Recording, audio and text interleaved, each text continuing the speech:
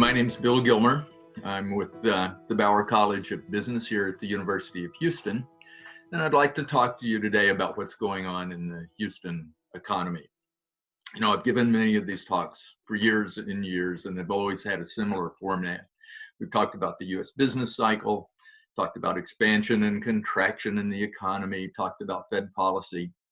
And we could talk about the oil sector. We could talk about oil prices, and OPEC, and local oil jobs, talk about the global economy. And then we'd pull it all together and you could talk about what was happening here in Houston from the perspective of the big drivers, the things that make Houston work.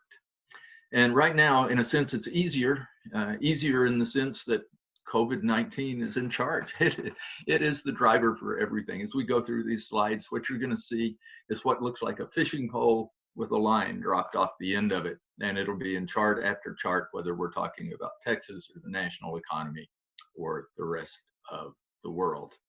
In another sense, it's really harder to talk about because this is a public health problem and the Dr. Fauci's department, and certainly not my own.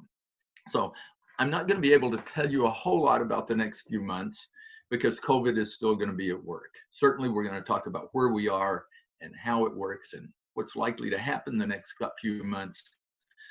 But please understand that we're doing a fair amount of fiction writing as we move through here. But we can't expect this to end. Even the less pessimistic, not the least pessimistic, but the less pessimistic are saying by the middle of next year, the vaccine is almost sure to be widely distributed by that time. And we can really talk about an end game for the economy, for the national economy, for the oil markets, and for Houston as we move forward. This is an overview of today's discussion as we move through this. And I'm going to be talking about COVID-19 as a disease. How serious is this and how pandemics affect the economy? It is in charge. It is the important thing. And I think it's important to offer some definitions and some perspective on exactly how this disease is affecting us. We'll move on to what's actually happening, talking about employment and income and spending effects of COVID on the US and Houston outlook. And you're going to find very different answers. As bad as it is in employment, and it's horrible, income and spending is at all-time record levels. And these kinds of mixed messages, we're just going to have to sort out and decide how bad is this economic downturn, really. And then finally, we'll have to talk about Houston's oil and gas sector. It's working on a streak of 6 tough years, and COVID is just sort of the final blow after one after another experienced in recent years. We'll have some brief thoughts on COVID and the global economy, very brief thoughts because the global economy is really in the same boat as the rest of us. And then we'll talk about the outlook for Houston as the virus is controlled and the economy heals. And again, a consumer warning. The virus is in charge. The economy's along for the ride. Forward-looking projections here, think of them as thoughtful planning scenarios and not much more. I have no glimpse into the real future at this point in time. So how is the pandemic affecting us? Let's talk first about the pandemic and sort of its broad economic impacts. I'm sure this chart on the left is one many of you have seen many times before. This is the 3 waves of the Spanish flu in 1918 to 20. This is Great Britain on both of these charts. I'm sure this was a small village or town in England or Scotland somewhere. And then 2 months later, it spreads through the rest of the country. And as it spreads, it's over 3 months, it kills 228,000 people and then falls back. And then we see a 3rd wave that comes back shortly after the big wave. And this is because herd immunity has not yet quite kicked in at the time. But as herd immunity finally catches on, we see a 3rd wave and the disease dies out. On the right, you see the current story. And please note the difference in the scale in terms of deaths per 1,000 persons. We're talking for COVID in Great Britain, we're talking about 5, not 25 deaths per 1,000 people at the peak moment. And we see a similar fallout, a decline after about 3 months. lower levels, less damage done, partly because it's a milder disease and partly because of public health interventions that didn't occur before. We don't have the first wave, and that's because that was probably Wuhan. And modern transportation means it doesn't have to be a nearby province of some kind. But we are working on a third wave at the present time, and we'll have to see how that works out. How serious is COVID? Is it a big problem? And the answer is yes. It is. It is a serious problem indeed. It is a major health problem. On the left, you see what's sometimes called the basic reproduction rate. This is the measure of how contagious is it. If we took a person who had been infected and they walked for a while through a world of people who had not previously been infected, then they could, over the course of the day, easily infect 12 to 18 people with the measles, 10 to 12 with the mumps, and so on down the list on the left side. For COVID, that's about 2.5 to 4 people potentially infected. Not as high as the measles for sure, but at the same time, it's more infectious than the common cold and all of the influenzas that we have seen, including the Spanish flu of 1918.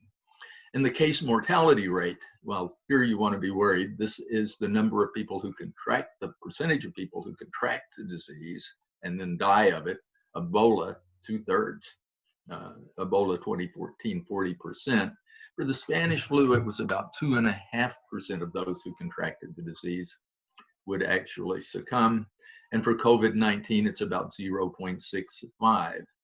Lower than the top of the list, but certainly higher than the influenzas that we're familiar with and have seen in the recent past in the United States. So yes, this is a public health problem. And how does COVID affect us? How does it affect the economy in particular? Well, it creates widespread illness, and certainly if not controlled effectively, we'll see very widespread illness. And that results in labor shortages and supply chain disruptions as the economic activity is disrupted. You can think of the meat packing plants we have seen in the US recently and the disruptions to those supplies. Or in 1918, you would be thinking of telephone operators and their switchboards all packed into a small room. And we saw telephone communications disrupted because so many of those operators came down with the disease. Always in past pandemics, part of the past pandemic has been public fear. The virus just forces us to avoid crowds at bars and stores and restaurants. We don't want to be there. It's part of the game. And in many cities in 1918, we saw a lot of mandatory public orders passed in many cities and towns, limits on crowd size, closing of bars and restaurants, closing schools, travel restrictions, very commonly used, but not coordinated across every city. Every city didn't do all of these things. And what has been unique about this pandemic and its economic effect were the mandatory stay-home orders and the closing of all non-essential business for 4 to 6 weeks in every city and town. Every major city in the United States participated in this. And it had the effect of pulling a great deal of economic damage forward to a point early in the pandemic and scaring the daylights out of all of us as we went into these lockdowns. Once the stay-home orders are lifted, we go back to the normal reactive social distancing. We go back to but we still see some mandatory health orders remain in place, even if the stay-home orders are lifted. In Texas, the unspoken public policy has been just to open the economy as far as possible, but using as a brake the virus, not allowing the virus to overcome the healthcare hospital system. Sure. The only big lesson from the Economist is a trade-off, and I'll leave the details to those of you who are out there to study the slide for yourself. But basically, it just tells us that reactive and mandatory social distancing are very effective in slowing the virus. On the other hand, mandatory and social distancing they greatly worsen the economic outcomes. They put a lot of people out of work, and they do damage to income without question. Uh, and again, as I said, I'll leave the details to you. The slides will be available on our website, and you can look over many of the details that I skip over on slides today at your leisure.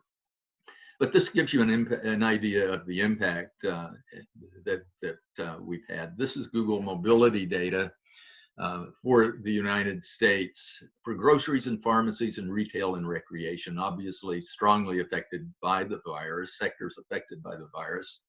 What you see on the left, now this is visits, this is not retail sales, this is not grocery sales, this is visits, people willing to go there.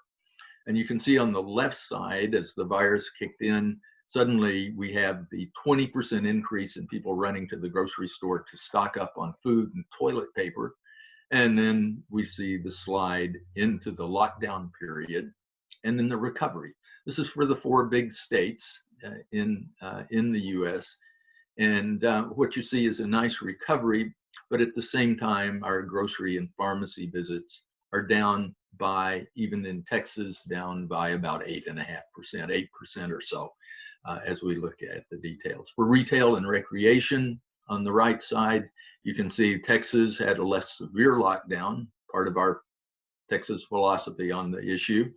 But at the same time, we had during that lockdown period, even in Texas, a 40% decline in the number of people willing to visit or able to visit those establishments. And currently, we're still down because of reactive social distancing and the other public policies that have remained in place.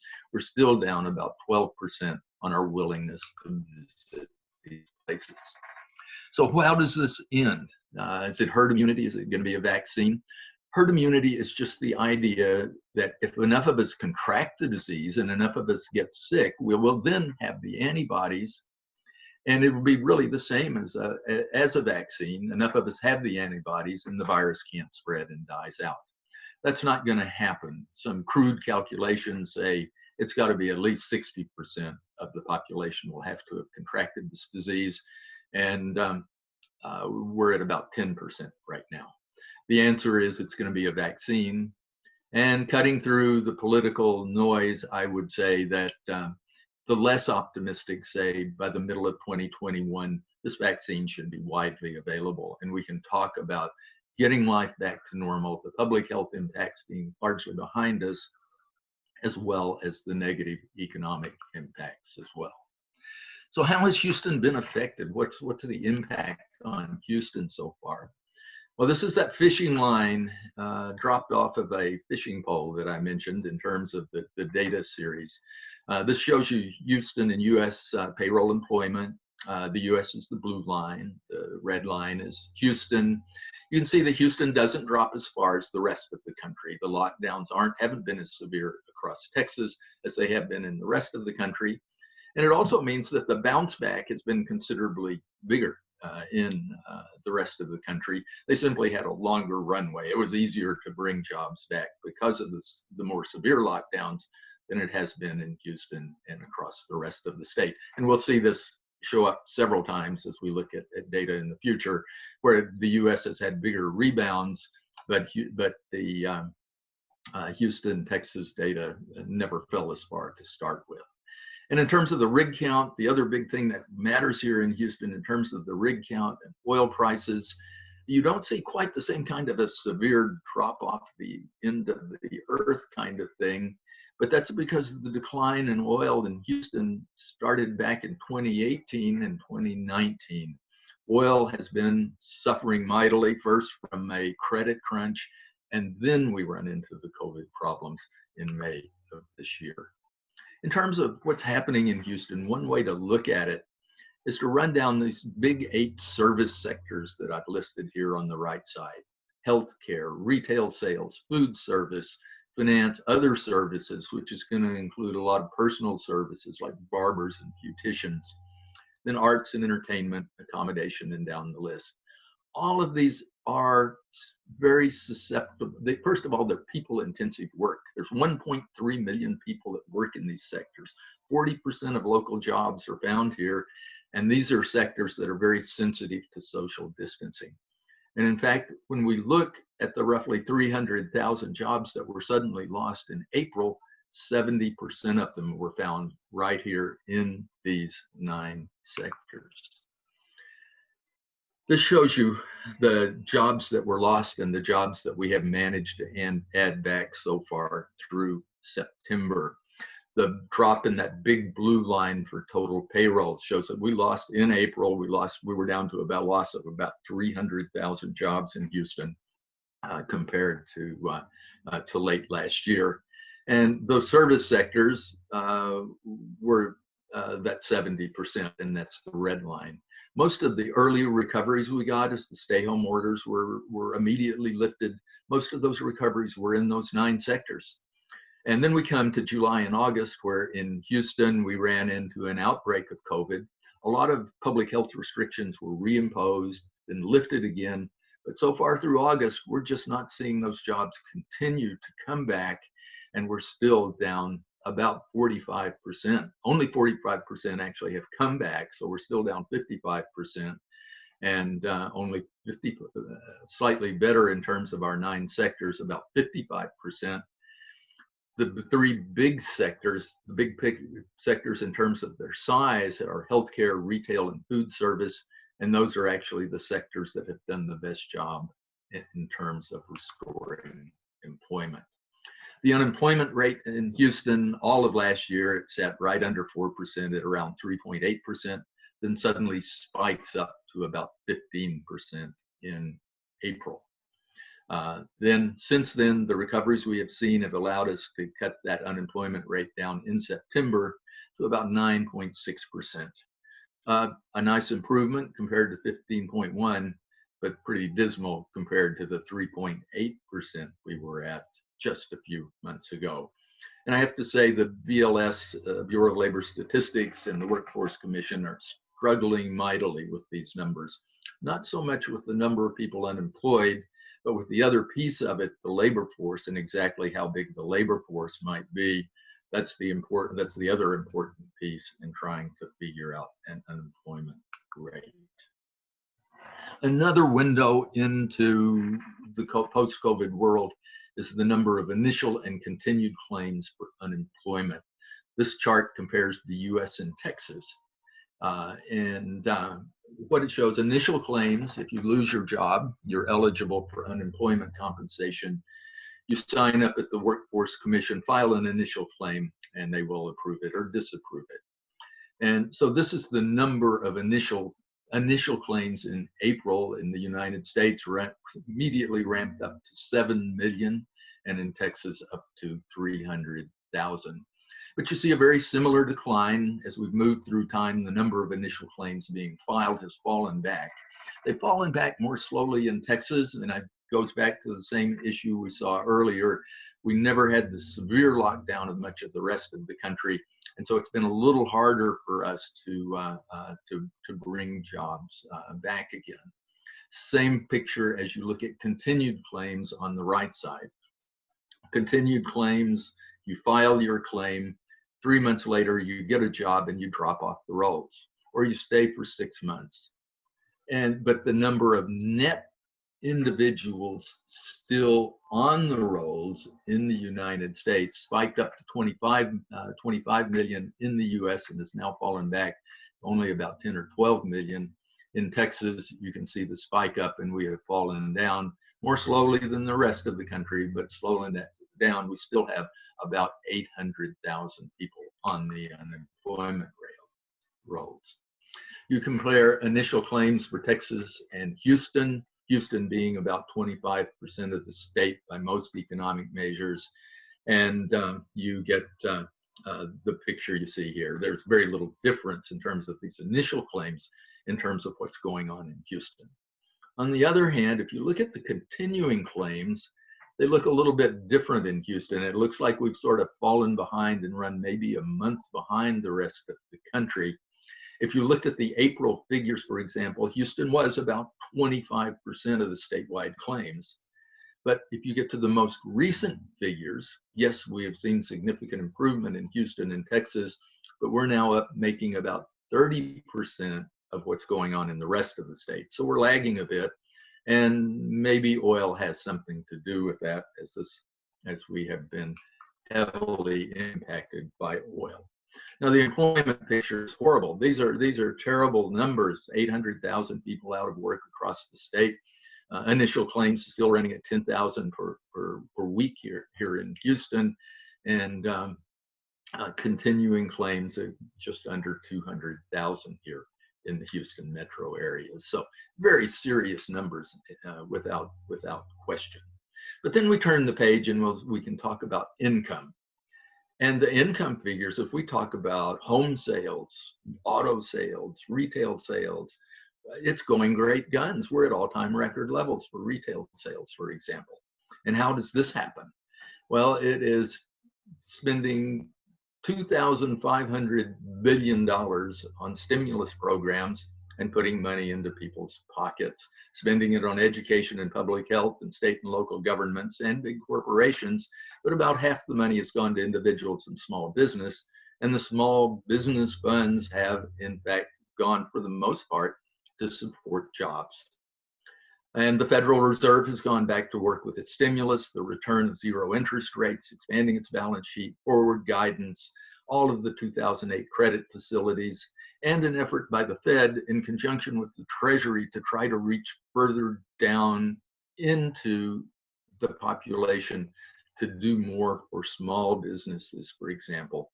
And it's been a slow process, but they're doing what they can. But if we look at U.S. personal income, and you have to be very careful with the numbers here. For example, when we talk about this impact of the stimulus, it doesn't count in measures of current production. So it doesn't count in GDP. So this $2.5 trillion and its impact is not going to be seen in the gross domestic product. It's not going to see, it's just not there. And it's not counted when we talk about whether there is a recession or how severe the recession is, because they only use measures of current activity. So be careful with the numbers and thinking about the numbers. It does count in personal income, however. Now, personal income consists, first of all, look at the left side of the chart. Look at the list of things we're talking about. It consists of employee compensation, wages, salaries, benefits, plus the income of the self-employed, not just on wages and salaries, but people who work for themselves. And it also consists of transfers. Now, the big factors in government transfers, as always, are going to be Medicare, Medicaid, Social Security. But we've had this huge impact now from the $1,200 economic impact payments and from greatly expanded efforts in terms of unemployment. And that's had the effect of actually keeping personal income positive. If we take the entire period, way on the right side of the chart, from February to August, personal income is up by about $43 billion. And employment compensation has improved every month since August, but still it's down significantly, down by about $26 billion on average over that period. And in terms of government transfers, well, that's been the big positive. That is what has propped things up. Disposable income, income after taxes, remains quite strong. And personal savings, there is still probably $100 billion of that stimulus still sitting in people's bank accounts. And as we talk about what happens in September and October, as some of these programs begin to go away, we still have money in the bank, and hopefully that'll carry us through the elections until we can get another stimulus package in place. But let's look at some of the effects here. As I said, retail sales have soared. We're at all-time record highs as of July and August. September was another very good month for retail sales. Total retail sales up maybe about 5%. The two big sectors, autos and non-store retail, which means e-commerce, were up very strongly. If you look down this list of what has benefited in recent months from these stimulus payments, you can see e-commerce is by far the biggest factor. And then if you look at the losers, it falls in the part of restaurants, gasoline sales, and clothing. So there's still a very distinctive COVID pattern that we're seeing here, even if total retail sales are up. I can't tell you a lot about retail sales in Houston because we just don't have good data yet, and it'll probably be early next year before we actually see that data. But this is auto sales in Houston. Auto sales are always heavily impacted and almost immediately by the price of oil. I'm not sure exactly why that is, but oil always has a disproportionate effect. And you can see that there's definitely a COVID March and April drop, and there has been some recovery here in home sales. Auto prices staggered a little bit in March, improved in April, and since then, retail auto sales have set right at about $41,000 for the typical automobile. And if we look at home sales in Houston, they have soared. You look at that red line for home sales, and first you see the drop off the COVID cliff there, but then almost immediately it surges up. Now, why does that happen? Well, I've been given several reasons. One, of course, is low interest rates came back again, zero rates, a big drop in mortgage rates, boredom, time to clean up the house and get it ready to sell. And the other is just the fact that you've got your spouse, you've got your kids, they're all home every day, all the time, and you could sure use an extra room or two in the house. And that seems to be the drivers that we're talking about at this point in time. In terms of existing home sales, you can see that you see the drop, the big drop in home inventories. And if you look at the left side, you can see the shock absorber has been a drop of about an increase in home prices of about 11%. As people have tried to get into these houses. New home starts, anything having to do with housing is soaring in Houston and everywhere else. You can see on the left side, you can see the surge in housing starts in Houston about over the last 12 months, 17%, Dallas-Fort Worth 16%, Austin 16%, San Antonio 14%. Housing starts up in the third quarter of this year, up 10,000 local starts, the most starts we've seen in Houston since the housing boom of 2007. Still an entry-level market. Local buyers are the buyers. They're not out-of-towners. And you're still seeing, and you're seeing price increases here of probably around 5%. So how bad is this downturn? And the answer is it's bad, but maybe not as bad as advertised. We do have this bizarre mix of terrible news on employment and then good news on the income side. Let's turn to something that's not government statistics. Let's turn to something called the Purchasing Managers Index, which is set at about 50. Above 50 indicates expansion, less than 50 indicates contraction. And you can see a big drop in that index. If you look at the left side of the chart and then go over to the COVID label, we have indeed seen a big drop for a couple of months here in Houston. But it's nothing we haven't seen before. It is a decline that compares to the Great Depression, worse than the fracking, as bad as the fracking bust was worse, according to this index. Not quite as bad as others like the US recession of 2001 or the Asian financial crisis. But it's in the market with things we have seen happen in the past. It is a downturn of a couple of months, and then we're back growing again at moderate levels. So again, my bottom line on this is I think we're probably, when this is all said and done and come out on the other side in the middle of next year, we will be talking about a moderate underlying recession. And there's a number of reasons to think that. One of them is that those widespread stay-home orders pulled so much damage to the front and scared people so badly. It was such a shock that I think things were made worse than certainly they would have been in a normal pandemic or historical pandemics. The 2003 paper that came out from the Congressional Budget Office, for example, offered this historical bottom-up approach to pandemic impacts and said, you know, if we had a severe pandemic like the Spanish flu, it would probably cause a moderate US recession. Now, they weren't considering this extraordinary use of stay-home orders, but it was a moderate US recession that they would have foreseen. And there was a recent paper by Robert Barrow and his co-authors here, Ursula and Wing.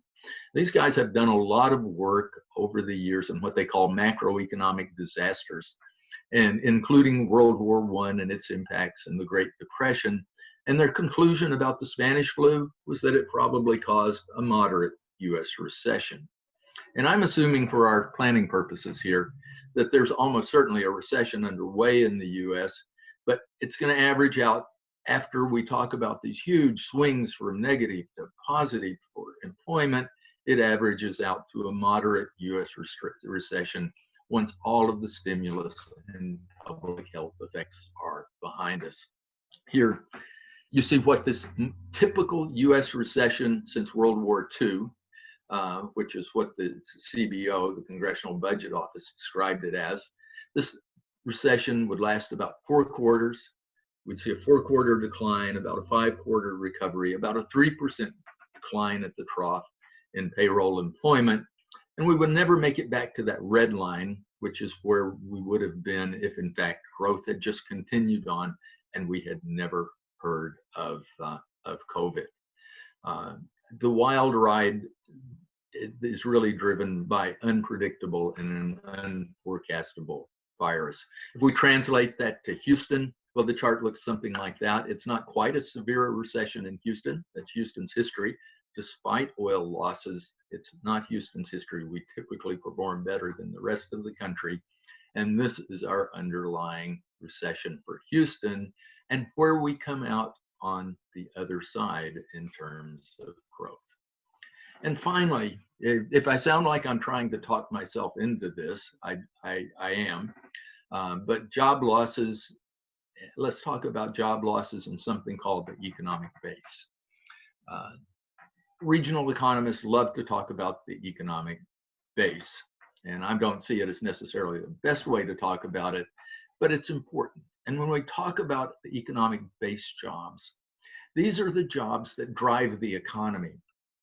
These are the recession makers and the expansion makers. Boom times are driven here. And these are the jobs that are able to sell their goods and services outside the region. They can sell their goods and services to outside to the rest of the state, to the rest of the nation, and to the rest of the world. And by doing that, they bring income back to the region and allow the region to grow. Oil is by far the most important, typically as much as half of the economic base here in Houston. But there are many jobs that are not related to oil. You can think about companies that sell into the rest of the country. They're located here in Houston. I think of Cisco, the big food service company. Men's Warehouse is a Houston company. Waste Management, the big insurance unit on the Allen Parkway that belongs to AIG. All of those sell outside the country. And how is the Houston's economic base performing now? The answer is it's down about 52,000 jobs. We're in a recession, but that's been the average downturn since 1990 in Houston has cost about 56,000 jobs. So we're sort of right on the line for an average US recession here in Houston by this important measure. Now, those jobs that aren't in the base, they're the secondary jobs. These are the recession takers, not the recession makers. These are industries that are just driven by what happens in the base. Good times from oil, for example, are good times in healthcare. They're good times in retail sales.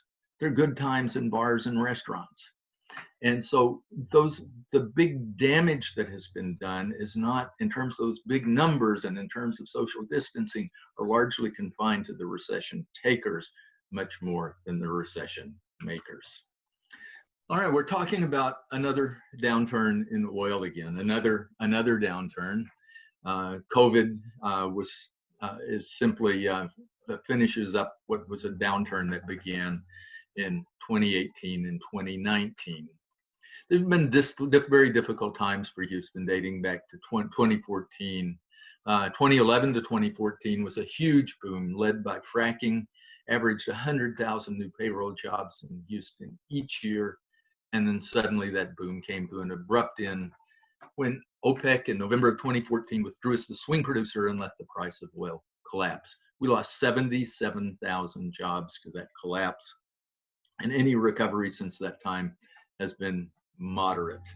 2018, we saw an industry-wide credit crunch set in. Oil jobs were in decline again in Houston by the middle of 2019.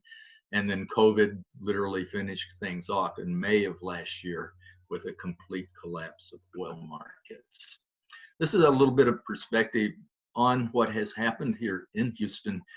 If you look at this chart on the left, the red line is Houston's energy jobs, oil-related jobs related to upstream oil here in the Houston metro area. The peak in 2014 in that red line, and then on the blue line, you see what happened with the peak in 1982 to the big bust of the 1980s. Both the peak, the level of the peak is quite similar, and then you see the collapse that is very much like what happened in the 1980s. We lost 77,000 jobs, as I said, to oil here in Houston, and it was a bubble that burst. We saw very few of those jobs come back, relatively, about 22,000 came back. Then comes the credit crunch in 2018 and 19, the COVID collapse, and we're now back below that level below 2016 when that 2015-16 bust came to an end. So tough times indeed. And this is all about the fracking industry. Fracking is this whole new model for oil production.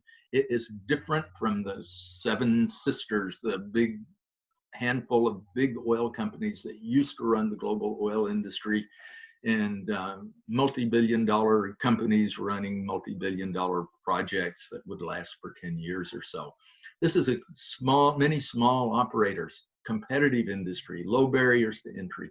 The traditional exploration risk is gone. If you understand the price of oil, you know enough about the oil market to know exactly what level of production you can do and what makes sense. But the problem now is that fracking is a high cost source of oil. Even $55 oil hurts a lot of these guys, and $2 natural gas is lethal. And in 2019, we really saw a lot of these companies struggle to deliver steady income and growth and to impress the stock market. There was a wave of bankruptcies and delistings and forbearance, and these companies were hit hard. You can look at their stock returns. This is the worst performing sector on the S&P for the last couple of years. You can take the value of all of the producers on the S&P and add them together, and collectively by 2019, they were worth less than Apple. So times are indeed tough. And having said this, we really saw a sharp increase in bankruptcies across the course of 2019. If you just turn to the right side, the chart on the right side, and you look at you look at the total debt from producers, it rises from 1.6 to 4.7 to 6.8 to 12.8 in 2014 in terms of billions of dollars of assets falling into bankruptcy. And it seemed like this was over. Analysts were saying the industry was going to be stressed, but it could squeak through. And then comes COVID, and look at that surge in bankruptcies, both by producers and by the service industries. It now looks like a downturn in terms of bankruptcies that is very much like what happened in 2015, 2016, and 2017 with for producers, for example, nearly over $79 billion worth of assets falling into bankruptcy. The Wall Street has turned their back on the industry, and what we now find is many of these producers are now going back to Wall Street, hat in hand, and saying, we're a different kind of company now. We are now a low price earnings, dividend paying value stock. Our history has always been rapidly growing growth stock. They never thought about giving $1 back to investors except what they made in equity, because they could guarantee strong growth. And now they can't guarantee that growth. And the effect this has, if you were talking about $60 oil, for example, we've always had 20% that would go to royalties and production tax. and 15% that would go to production costs. But now, to clean up their balance sheet and pay dividends right now, about 18 bucks is going to go for debt reduction and dividends, and well into the future. So it's a complete change for the industry. That leaves them only about 23 bucks for reserve replacement, capital expansion, and contingencies. Means less drilling activity in the future. And right now at $40 a barrel, that bottom line falls to only $7. It falls to only $7. The collapse we have seen, and the COVID collapse came in May. That was a huge drop in oil production. Basically, what happened was we needed far less oil and gas as a result of all of the lockdowns and the fall in the demand for oil. Even today, the demand for jet fuel is down by nearly 40%. The demand for gasoline down by about 26%. All of this fuel, there's no place to store the level of production we were engaging in. And so these producers have to literally shut in their wells. There's nowhere to put the oil. And so we see this huge drop in production in the United States immediately, and as a result of shutting in all of these wells. And it's put tremendous pressure on the price of oil. The price of oil has been stable at about $40. The EIA is more optimistic than I am. They're projecting $48 by the end of next year. But these are still prices that are going to put tremendous pressure on the American oil industry. Our current situation, you can see that $40 oil on the left side of this chart, and you see the rig count, the weekly change in the rig count just beginning to pick up as we've moved into the fourth quarter. The rig count has always been the bellwether for the industry's future. It's the level of drilling, it's the first thing that takes place, and it's always been very widely tracked as the gauge for what's happening in the industry. And that's a little different now. It's always been a little different because of the fracking industry and how it works. The fracking industry, yes, it drills a well, but then it spends almost as much money and brings in a completely new and different crew and fleet of trucks to do the fracking and pressurization of the well and the fracking of the well and then the completion of it.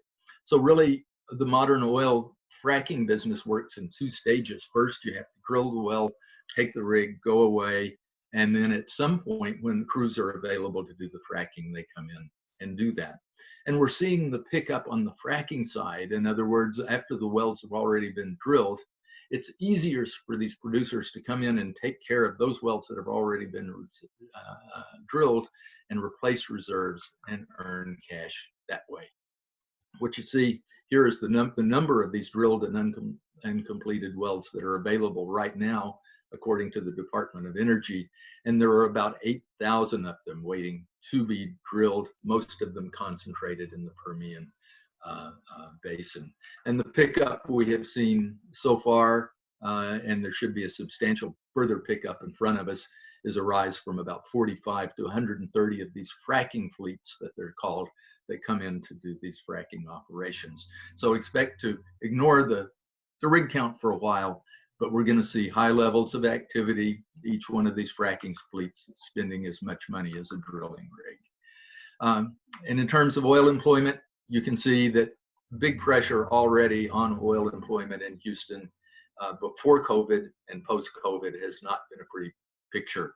The pressure mostly concentrated in services in terms of job losses and in machinery and in fabricated metals. In terms of initial claims, the oil and gas sector for unemployment, the oil and gas sector has really behaved pretty much like the rest of Houston. We are seeing an elevated number of claims relative to the size of the industry, but in terms of being able to move forward, I really don't see any kind of disaster in the making as we try to revise some of these figures going forward. The global economy, I can pretty much skip through this. I can tell you that the IMF saw world growth fall about 4.4% in 2020. We expect to see it improve, a nice growth next year at about 5.2%. The slides are on our website. I'll leave you to study those to see the details we have here. I can tell you that China is alone among those countries that we will see major countries that will see positive growth this year. Probably the only one among major countries with about a 1.9% growth rate.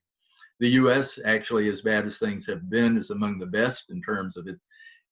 The extent of its decline is the least among developed countries. And things have been tough, certainly, for many of the emerging markets in this downturn.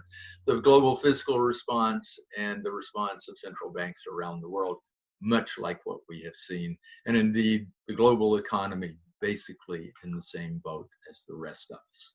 In terms of an outlook for Houston, well, first, let's think about the oil side of the equation. And I showed you the oil prices earlier, which I think eventually will settle back in at something like $60 to $65, which is the long run price of oil. And more to create a spread than me actually believing it, I did create a high price of oil at about $80 per barrel and a low one, a lower price at about $40 per barrel. As I said, not because I expect these to persist, but they'll give us a nice spread to see what happens as we try to move up and down in oil prices. Now, in terms of the rig count, you know, the blue line you see on the left, this is what has happened to us. This is the price decline, where price fell down to about $40 a barrel, plus it includes that COVID shock that we saw. Now, if it had only been a price decline, something we have seen in Houston a dozen times over, if it had just been a price decline back to $40 a barrel, the red line tells us how it would behave. And we have to think that as things return to normal and as COVID moves behind us, we're going to start thinking again like we did on that red line. So at some point, we're going to rejoin that red line. I don't know where, and I don't know when, and I don't know how exactly that will all connect up. But surely by the middle of next year, we could be thinking it's possible. And so I've generated an outlook for the future based on an assumption that normal times are back again. And in fact, we see a slow return in the rig count because that oil prices come back slowly, and it'll be 2023 before the rig count is back, and similar results for oil jobs in Houston before they're restored to even their 2019 levels before all is said and done. And for the Houston economy, we're talking about a similar problem. The blue line, that's what happened to us. That's the line I showed you earlier with Houston's payroll employment, total payroll employment, sort of falling off of the end of the fishing pole there with the fishing line. If this had only been a decline in oil prices for about 40 bucks, if it had only been that and a moderate recession, which we've seen many times before, we would be following that red line. At some point, probably next year, we'll rejoin that red line as we begin to feel sure again, and as the shock value of COVID moves behind us. And if that's the case, and this is an assumption, I can show you how Houston will grow in the future. Meanwhile, how do we fill in this gap? That broken line you see there, that's about 187,000 jobs that I'm going to assume somehow come back across the next 3 or 4 quarters as COVID passes behind us. That most of those losses were due to social distancing and to public orders, and that they somehow return. I can't tell you I know how that will happen. I simply don't. Dr. Fauci doesn't know either. But it's largely COVID going away that will allow us to restore those 100,000 jobs. And so it might look like what you see at the bottom in a best case, in a medium case, in a worst case.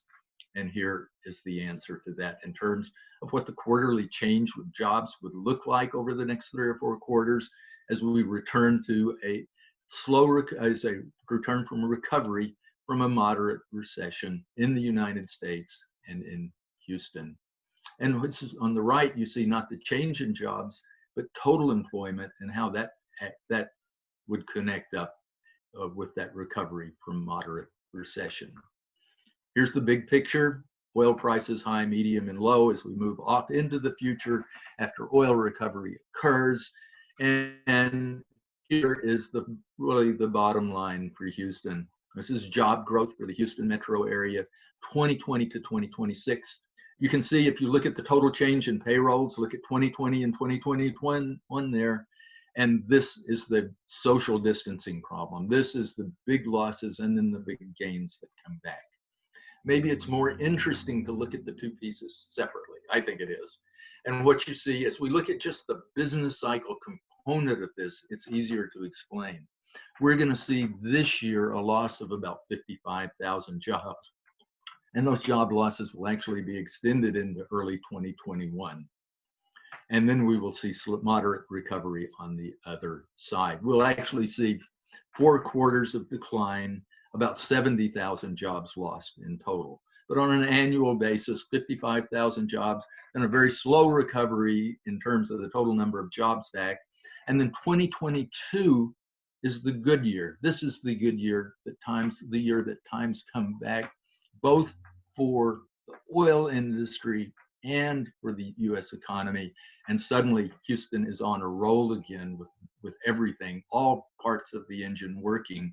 And we see a couple of good years. And then things settled back in our forecast to what's been Houston's long-term growth rate at about 2 to 2.1%. That's been our average over the last 30 or 40 years. So that really concludes the presentation, and I hope you learned something from this. We still have, I think, probably 3 tough quarters at least in front of us, and we're basically just waiting for the vaccine and trying to clean up from COVID. But the drivers for Houston, as I said, by the time we get back to 2022, and it will take that long for us to feel really good about the economy, by 2022, oil and the US economy will be back and working for us. And we can talk about normal times here moving forward across the next few years. So I thank you for your attention. I hope the information we were able to share with you today is useful, and I hope to see all of you soon.